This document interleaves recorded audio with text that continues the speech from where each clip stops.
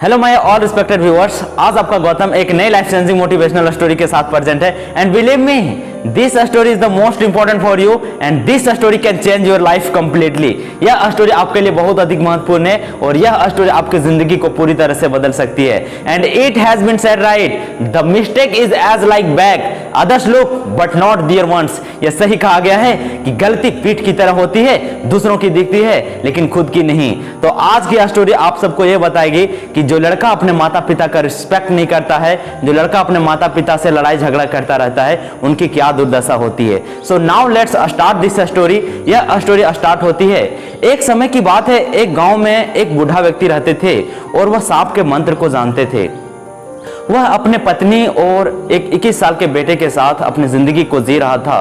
वह व्यक्ति पूरी तरह से बूढ़ा हो चुका था, जिसके कारण उन्होंने अपने बेटे की शादी एक सुंदर सी कन्या से करवा दिया। तो यह कहते हैं ना कि जब किसी के घर में नई नई शादी होती है ना, तो 3 महीना तक तो सब कुछ अच्छा चलता है, लेकिन 3 महीने के बाद लड़ाई झगड़ा होना शुरू हो जाता है। और मैं इसीलिए ये बातें कर रहा हूं क्योंकि 90% यह देखा जाता है, क्योंकि मैं भी गांव से बिलोंग करता हूं और अधिकतर ये चीजें देखने को मिलती है। उसी प्रकार से सास और बहू के बीच लड़ाई झगड़ा होना शुरू हो जाता है और उसके बाद वो लड़का पूरी तरह से दुखी था। उन्होंने अपनी पत्नी और अपने माँ को दोनों को समझाने की बहुत कोशिश किया, लेकिन सारा कोशिश व्यर्थ में था, जिसके कारण वह पूरी तरह से गुस्सा में था और उन्होंने अंत में डिसीजन लिया कि उन्होंने अपने माता पिता को घर से बाहर निकाल दिया। और उनके माता पिता अपने घर से रोते रोते जंगल की ओर चले जाते हैं और जंगल में जाकर के एक छोटा सा झोपड़ी बना करके रहने लगते हैं। और अफसोस की बात यह है कि 3 दिन बाद ही उस लड़के को एक जहरीले सांप ने डस लिया। और जब उस जहरीले सांप ने डस लिया ना, तो उसके बाद उन्होंने अपने पत्नी से बोला कि तुम मेरे पिता के पास जाओ और उन्हें बुला करके लाओ, क्योंकि वह सांप के मंत्र को जानते थे। ये भगवान की लीला भी अपरंपार है कि जिस पिता ने सांप के मंत्र को जानते थे, उन्होंने उसी को अपने घर से बाहर निकाल दिया। और पता है उसके बाद उसकी पत्नी क्या कहती है? वह कहती है कि तुम मरो या बचो, इस बात से मुझे कोई फर्क नहीं पड़ता है, लेकिन मैं तुम्हारे माता पिता के पैरों में नहीं गिरने वाली हूं। और उसके बाद उसके वह बात सुनकर के वह पूरी तरह से दुखी हो जाता है। वह यह सोचता है कि जिस पत्नी के कारण मैंने अपने माता पिता को घर से बाहर निकाल दिया और आज वो पत्नी मेरा जान जा रहा है और आज ये कहती है कि मैं तुम्हारे माता पिता के पैरों में नहीं गिरने वाली हूं।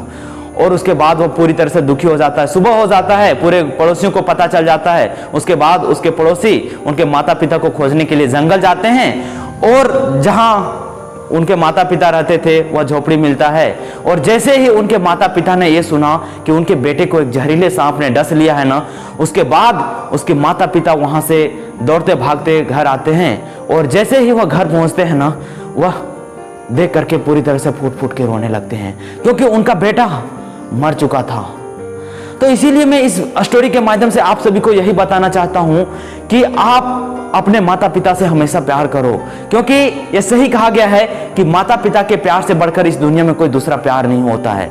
और अफसोस की बात यह है कि हम लोग अपने माता पिता के प्यार को देख ही नहीं पाते हैं और हम लोग किसी दूसरे प्यार के पीछे पड़ जाते हैं और आगे जाकर के पता चलता है कि वह कोई प्यार नहीं था, वह एक धोखा था। So that's why I want to tell you, no one will help you until you help yourself, no one will love you until you love yourself. कोई आपकी मदद नहीं करेगा जब तक आप अपनी खुद की मदद नहीं करोगे, और कोई आपसे प्यार नहीं करेगा जब तक आप खुद से प्यार नहीं करोगे। तो मैं उम्मीद करता हूं कि आपको इस स्टोरी से कुछ सीख मिला होगा, और यदि आपको इस स्टोरी से कुछ सीख मिला होगा ना, तो प्लीज आप अपने गौतम को जरूर सपोर्ट करना, और उसके लिए आप अपने गौतम चैनल को लाइक, सब्सक्राइब और शेयर जरूर कर लेना।